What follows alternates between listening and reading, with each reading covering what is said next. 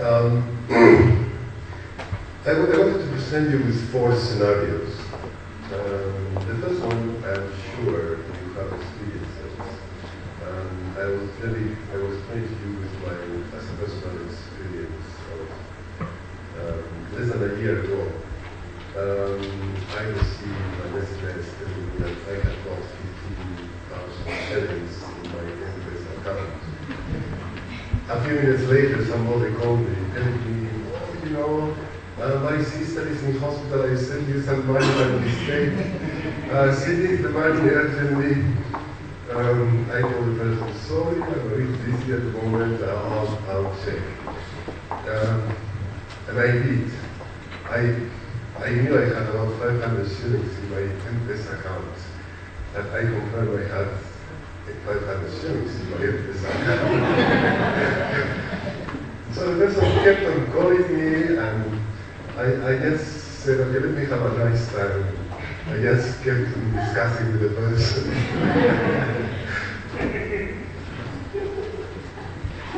Now, the second experience, that's not an experience of mine. One of my students explained to me. In a local university,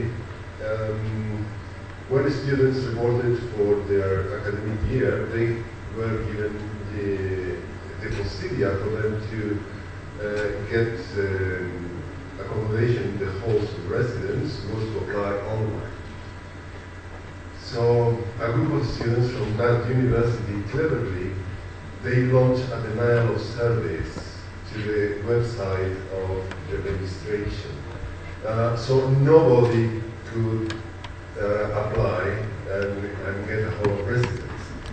Now, during the day, this group of students were around selling forms to students to apply for the halls of residence. The students will pay them money, they will get the forms, and then at night, for a few minutes, they will stop the denial of service and fill in the forms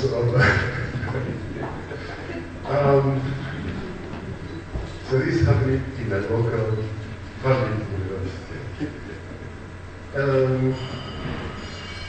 Now, third next scenario. In a local hospital, they implemented a new IT system. After about 1 month or a month and a half, part of the IT system was had to do with the pharmacy. So after about a month or a month and a half, they had lost much more money that's in the whole, over several months of the manual system. So the IT team was asked to investigate. I mean, now we have an IT system is meant to be more, much more efficient, and nonetheless, they lost so much money that they actually discontinued the IT system.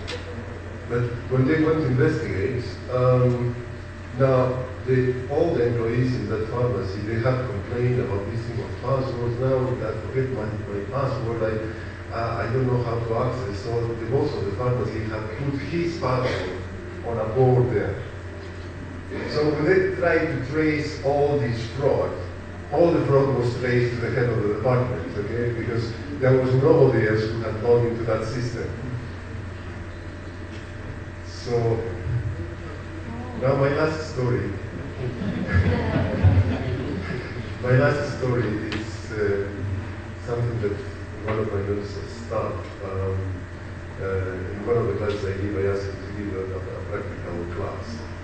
And he went to one of our local e-commerce site processes. So at the end of the day, what happens? The system might be fantastic, the system maybe is bulletproof, incredibly good, it will solve all our problems, but it has been badly implemented, policies have not been followed, people are sharing passwords or issues like that. So at the end, the system cannot be used, okay? And the third level are the more or less more sophisticated attacks that maybe a few years ago wouldn't bother too much because our connectivity as a country was, you know, you try to connect to a site, offer a cup of coffee, read the newspaper, and something like, and then finally you get in. But that's no longer the case, as you well know. We are now exposed to international hackers. We are exposed to local hackers. Okay? There is already enough knowledge in the country for people to do relatively sophisticated attacks. Okay? It's still not, I wouldn't say it's a big issue, but it's already there. And certainly we are totally exposed, as you well know, to international attacks. The websites in this country, the important ones, have been hacked, and we are no longer in isolation.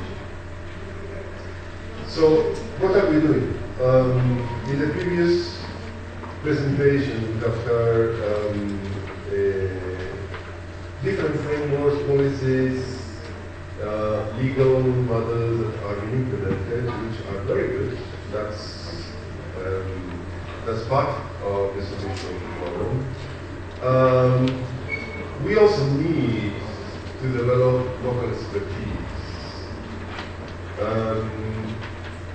Although the local expertise is growing, it's still not there.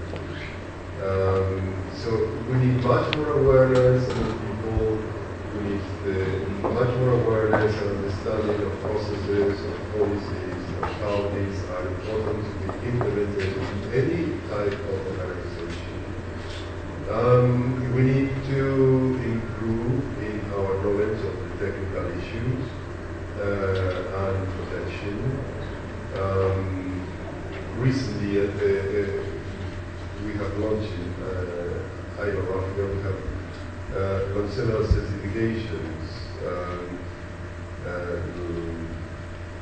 to train people on the technical issues. If you want to protect yourself at the technical level, you need to be almost as good, if not better, than these people who are going to attack you. Thinking that by ignoring the issue that not exists, will be very wrong. Okay? All the tools are there. There is a lot of stuff that people, both local and international, can access to the internet. Some of these events that have happened, I mean, they are so very basic. Okay? That just with a bit of training, people could have easily protected their installations. So we need to move in that direction. We need, it has already been mentioned by some of the previous speakers, we need to improve our technical skills. We need to have many more people locally trained.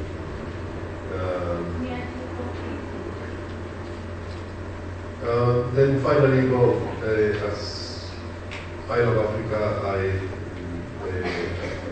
we are very concerned about this, and as I told you, we have started with professional courses on IT security. We are just launching in a few days a master's in IT security. We are also doing research, especially in how financial institutions are implementing policies and processes in order to protect themselves. Recently, there was a report launched by Seriano with the support of Facebook, and that report showed like major threats. Certainly, the major threat at the moment is the threat of internal fraud. It has always been and is everywhere. That's the importance of policies and processes. We then have something very interesting about Kenya was one of the major issues is IP, voice over IP installation. They are a major source of voter fraud. Bots are there, and they have experienced about 100% in the last 1 year of in the local market. Anyway, I think the report, Fiona has the report as well. That's simple. You read that report, I think it's very, very interesting. All right, thank you very much. Thank you very, very much.